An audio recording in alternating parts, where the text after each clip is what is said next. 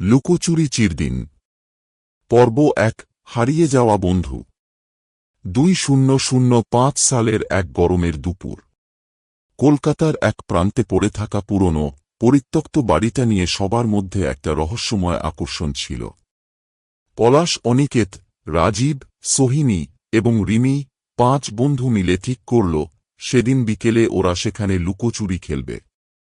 ভূতের বাড়ি বলছে সবাই, দেখি তো কতটা সত্যি। অনিকেত হাসল। খেলা শুরু হল। রিমি ড্যান ধরল, বাকিরা লুকানোর জায়গা খুঁজতে দৌড় দিল।